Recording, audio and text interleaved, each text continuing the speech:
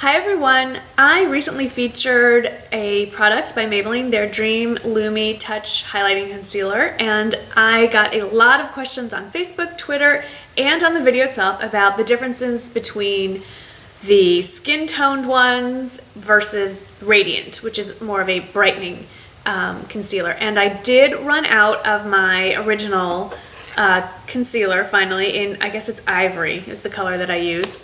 I hope it is because that's the one I bought. And I also went ahead and bought the Radiant one as well. I think at the time at CVS it was buy one get one 50% off, or there's always some special. So I got a pretty good deal on it. And I wanted to show you the differences between the two shades and the general uses for each of them and how I personally use them. So let's get to it. So obviously I'm fair-skinned, if you can't tell. Then you need to adjust the color on your screen. So I go for a lighter tone. They have proceedingly darker colors than this, but so this one is Ivory. I think I did pick up a different color, but I find with concealers you have a little more leeway since you really blend them. They're both the same. They look exactly the same. They have the same tip, the same click click click thing, but this is skin tone. And I'll give the camera a moment to adjust. There you go. So that is skin tone. Now these are both I don't know why I'm screaming. These are both highlighting concealer. So there is a brightness to it just by its nature of being a highlighting concealer. So that's what that looks like. And then the Radiant one has more of a, well, you'll see, peach, warm, salmon-y. Give it a sec. And there we go. So there is my chip nail. Not Zoya, by the way. This is Radiant. This is Ivory. So as you can see, there is a significant tone difference. No matter what shade you are in the skin tone, it's going to be flesh colored.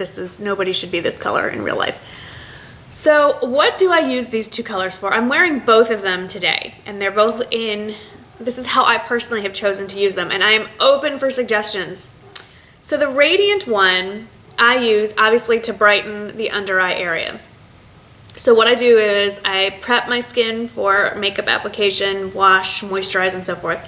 And before I put on anything makeup, foundation, or any other concealer, I put the Radiant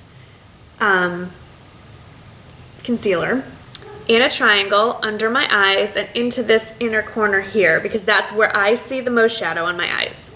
And I just pat that in with my finger. Sometimes if I'm feeling a little fancy, I'll use a brush, but really finger or beauty blender or what have you. The technique in which you blend it does not really matter. Then I put on my foundation, and lately I've then gone, that's just more to correct the color, but it's not concealing so much. It does for me a good deal, but not quite enough. So after I put on my foundation, I'm skipping the Garnier Rollerball. I know, don't keel over in shock. And then I come back with this, and I put this in pretty much the same place that I put the Radiant concealer. Pat, pat, pat, pat, up in here, and that's it for me for under eyes. I think it's working. I mean, I think your feedback is better than my personal opinion, so let me know if I look awake. Now, as far as I can tell, for this salmon tone color, the only place I really can use it is under my eyes, and that's fine. But I do have but I do have some other uses for this one. In addition to concealing here, I have put it on my cheekbones to add some dimension. I've done it down, not today though, I do it down the middle of my nose, that I did do. I use it to diffuse the light around my crow's feet. They're there, trust me. Around my marionette lines, I guess you call them. I do them down here, and I have a sunspot on the middle of my forehead. I put it there. I have a blemish that the blemish is gone, but it's left like a darkish, not a red scar, but it's just a darker pigmentation, so I'll put that here and along my upper lip as well. I find that this regular concealer shade has a lot more uses. As far as I can tell, the only use for the Radiant is under the eyes. And as far as drying time, so they've been on here for a few minutes and now they're pretty much set. It's a little harder to blend them in, but they are still blending. Let's see. Yep, not bad. I am not a makeup artist, obviously, so my understanding of color theory is really limited, but from what I've learned watching YouTube and people that know what they're talking about, when you have darker circles or even heavy blemishes somewhere, you can't just conceal. You need to add a step of correcting it, so it's kind of, I'm trying to think of a simile for you, but I can't think of one.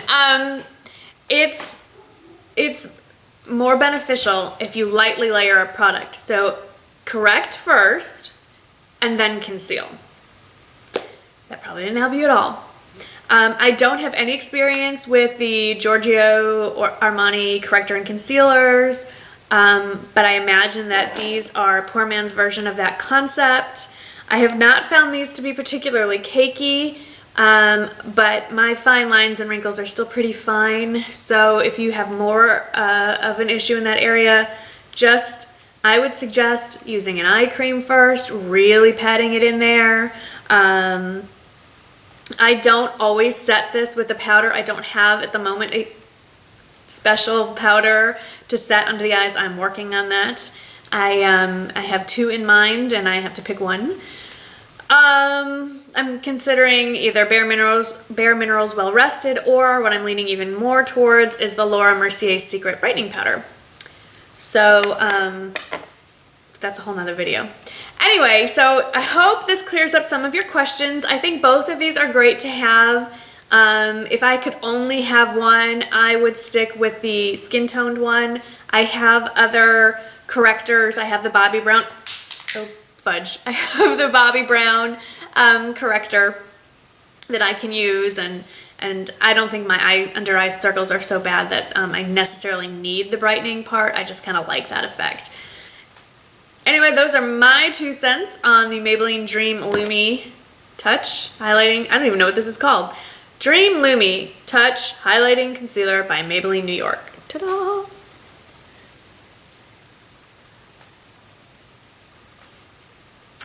Thanks for watching, and I'll see you in the next video.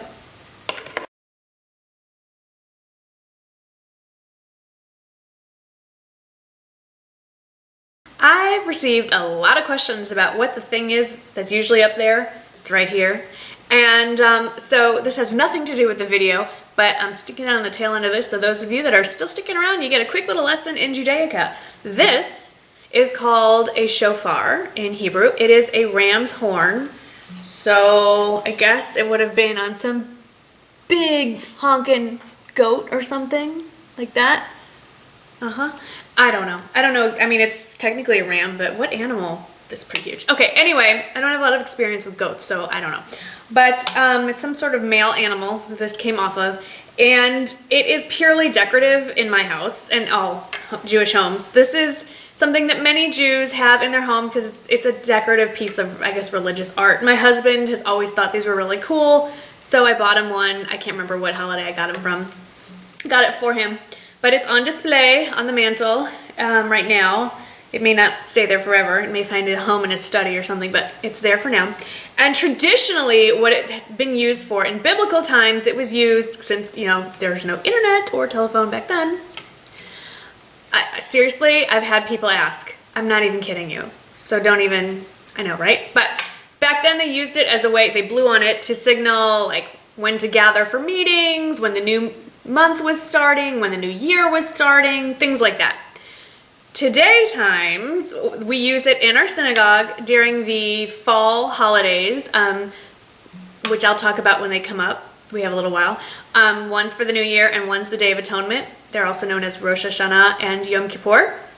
And they blow these in the synagogue to, in a special way, like a special tune, to announce the beginning of the holiday or the end of the holiday. So I can blow this sometimes, not always. My youngest son can blow this just because we thought. So I will try. I'm going to back up a little. It's really loud, and I'm sure I'm totally going to blow this because I have an audience. So I never took an instrument, but I'm told you have to like purse your, I don't, good luck. Okay, it's gonna be loud. Just warning you, if it works, it's gonna be loud. Okay, that didn't work. Hang on.